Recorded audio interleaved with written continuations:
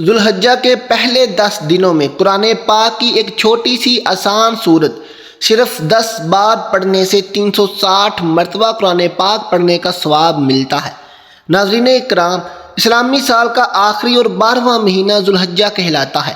ذوالحجہ کا مہینہ بڑا اہم، ذوالحجہ کے ابتدائی 10 دن جنہیں ایام العشر کہا جاتا ہے، یہ بھی بڑی ہی فضیلت کے حامل ہیں، اور اس ماہ مبارک میں کئی بڑی عبادتیں جمع ہو جاتی ہیں۔ مسلمان ان عبادت کو اپنی اپنی استطاعت کے مطابق بجا لاتے ہیں، محنتیں اور مشقتیں اٹھاتے ہیں۔ کوئی حج کی عبادت میں سرگرداں رہتا ہے، کوئی قربانی کی عبادت میں مصروف ہے، وغیرہ وغیرہ۔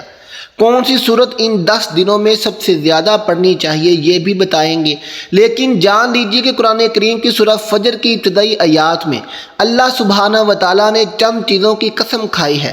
ان چیزوں میں سے ایک یہ ہے، ترجمہ اور قسم ہے 10 راتوں کی۔ 10 راتوں کی قسم اٹھانے کا معنی یہ ہے کہ بڑی اہم راتیں ہیں۔ اس آیت کی تفسیر میں حضرت عبداللہ بن عباس رضی اللہ تعالیٰ عنہ فرماتے ہیں کہ ان سے مراد ذوالحجہ کے ابتدائی دن ہیں، اور یہ سال کے سب سے زیادہ افضل دن ہیں۔ عشرہ ذوالحجہ کے اعمال کی فضیلت نہایت ہی مقدم اور مکرم ہے۔ ان ایام کی عبادت اور اعمال اللہ کو بڑے محبوب ہیں۔ بطور خاص ان ایام میں انسان نیک اعمال کرتا رہے، جس عمل کی بھی توفیق ملے اس توفیق کو انسان غنیمت سمجھے، پیچھے نہ ہٹے۔ یہی دنیا و آخرت کی فلاح کا ذریعہ ہے، یعنی کسی بھی نیک عمل کو معمولی نہ سمجھے۔ لیکن خاص طور سے قرآن پاک کی اس ایک سورت کو روزانہ صرف 10 مرتبہ پڑھنے والے کو اللہ تبارک و تعالیٰ 360 قرآن پاک پڑھنے کا ثواب عطا فرماتا ہے۔ یہ سورہ انتہائی آسان اور مختصر ہے۔ نامعلوم اللہ کے ہاں کس عمل کی قبولیت ہو جائے اور انسان کی مغفرت کا سبب بن جائے۔ ترمذی شریف میں حضرت ابن عباس رضی اللہ تعالیٰ عنہ سے منقول ہے کہ رسول اللہ صلی اللہ علیہ وسلم نے فرمایا، دنوں میں کوئی دن ایسا نہیں جس میں نیک عمل کرنا اللہ کے نزدیک ان 10 دنوں یعنی کہ ذوالحجہ کے پہلے عشرہ سے زیادہ محبوب ہو۔ صحابہ کرام نے عرض کیا کہ یا رسول اللہ صلی اللہ علیہ وسلم، کیا ان ایام کے علاوہ دوسرے دنوں میں اللہ کی راہ میں جہاد کرنا بھی ان دنوں کے نیک اعمال کے برابر نہیں ہے؟ آپ صلی اللہ علیہ وسلم نے فرمایا نہیں۔ پھر فرمایا ہاں، اس آدمی کا جہاد جو اپنی جان و مال کے ساتھ اللہ کی راہ میں لڑنے نکلا اور پھر واپس نہ ہوا، ان دنوں کے نیک اعمال سے بھی زیادہ افضل ہے۔ اس حدیث مبارکہ کا مطلب یہ ہے کہ اگر جہاد ایسا ہو جس میں مال و جان سب اللہ کی راہ میں قربان ہو جائے اور جہاد کرنے والا مرتبہ شہادت پا جائے، تو وہ جہاد البتہ اللہ کے نزدیک ان 10 دنوں کے نیک اعمال سے بھی زیادہ محبوب ہے، کیونکہ ثواب نفس کشی مشقت کے بقدر ملتا ہے، اور ظاہر ہے کہ اللہ کی راہ میں اپنی جان اور اپنا مال قربان کر دینے سے زیادہ نفس کشی اور مشقت کیا ہو سکتی ہے۔ بہرحال ذوالحجہ کے پہلے عشرے کے اعمال اس اعتبار سے سب سے زیادہ محبوب ہیں کہ بہت زیادہ برگزیدہ اور باعظمت و فضیلت دن یعنی عرفہ انہی دنوں میں آتا ہے، اور افعال حج بھی انہی ایام میں ہوتے ہیں۔ ان دنوں میں کون سے اعمال کریں؟ حضرت ابو ہریرہ رضی اللہ تعالیٰ عنہ سے ایک روایت میں فرماتے ہیں، ان ایام میں ایک دن کا روزہ اللہ کے ہاں ثواب میں 1 سال کے روزوں کے برابر ہے، اور ایک رات کی عبادت لیلۃ القدر کی عبادت کی طرح اجر و ثواب رکھتی ہے۔ اس روایت سے ہمیں یہ معلوم ہوا کہ ان دنوں میں روزے رکھنے کی کوشش کرنی چاہیے، اور جس قدر ممکن ہو عبادت کریں، خصوصاً رات کے اوقات اور رات کا آخری حصہ۔ اس میں جس کو عبادت کی توفیق مل جائے وہ اگرچہ 2 رکعت نفل ہی کیوں نہ ہو، بہت بڑی سعادت کی بات ہے۔ لہٰذا ہمیں چاہیے کہ ان ایام میں دن میں روزہ رکھیں اور رات میں جس قدر ممکن ہو عبادت سے اپنے آپ کو محروم نہ رکھیں۔ خود رسول اللہ صلی اللہ علیہ وسلم کے بارے میں ازواج مطہرات نقل فرماتی ہیں کہ آپ 9 دنوں کے روزے رکھتے تھے، پھر ان دنوں میں 9 تاریخ وہ یوم عرفہ کہلاتی ہے۔ اس دن کا روزہ بطور خاص بڑی فضیلت کا حامل ہے۔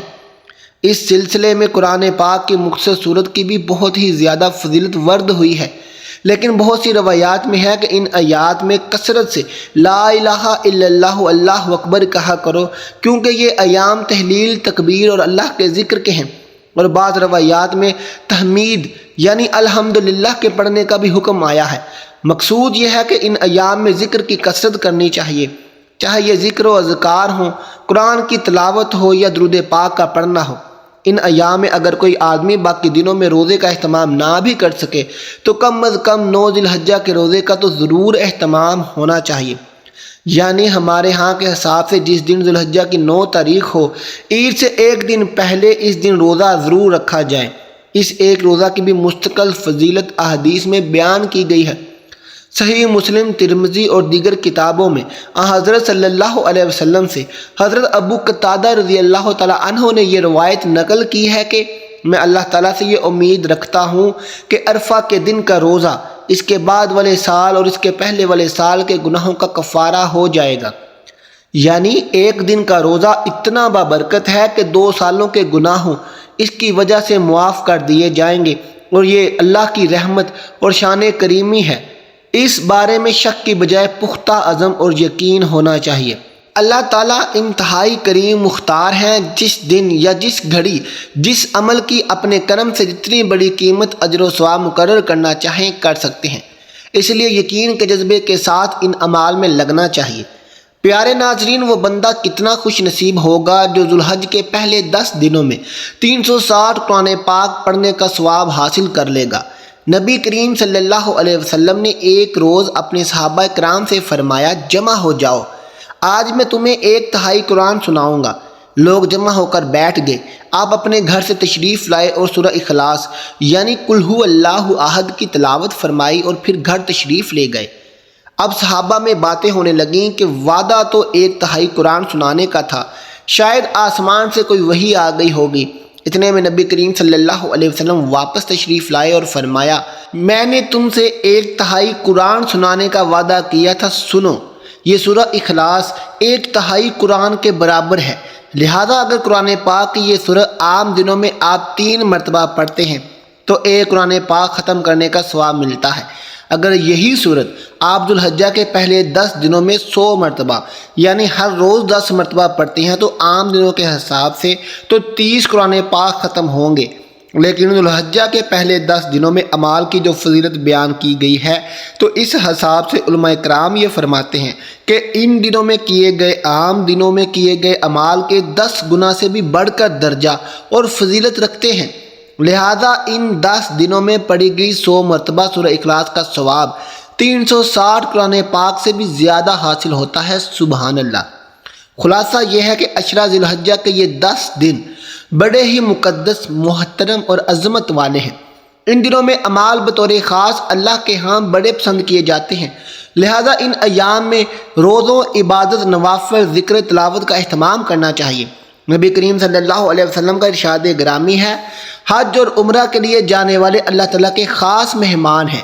وہ دعا کریں تو اللہ تعالیٰ ان کی دعا قبول فرماتا ہے، اور وہ مغفرت طلب کریں تو بخش دیتا ہے۔ رسول اللہ صلی اللہ علیہ وسلم کا ارشاد گرامی ہے، اللہ ہر روز اپنے حاجی بندوں کے لیے 120 رحمتیں نازل فرماتا ہے، جس میں 60 رحمتیں ان کے لیے ہوتی ہیں جو بیت اللہ کا طواف کرتے ہیں، 40 ان کے لیے ہیں جو وہاں نماز پڑھتے ہیں، اور 20 ان کے لیے ہیں جو صرف کعبے کو دیکھتے ہیں۔ اللہ رب العالمین سے دعا ہے کہ ان بابرکت دنوں کی برکت سے ہمارے ٹوٹے پھوٹے اعمال کو بڑھا چڑھا کر اپنی بارگاہ اقدس میں درجہ قبولیت عطا فرمائے، اور ہم سب کا خاتمہ ایمان پر نصیب فرمائے، آمین یا رب العالمین۔ محترم ناظرین، درخواست ہے کہ آج کی اس معلوماتی ویڈیو کو لائک اور شیئر کر دیجیے گا، اور میرے اسلامی فلاحی چینل کو سبسکرائب کر لیجیے گا۔ جزاک اللہ۔ اللہ ہم سب کا حامی و ناصر ہو۔ ملتے ہیں آپ سے اگلی ویڈیو کے ساتھ، تب تک اپنا خیال رکھیے گا۔ اللہ حافظ۔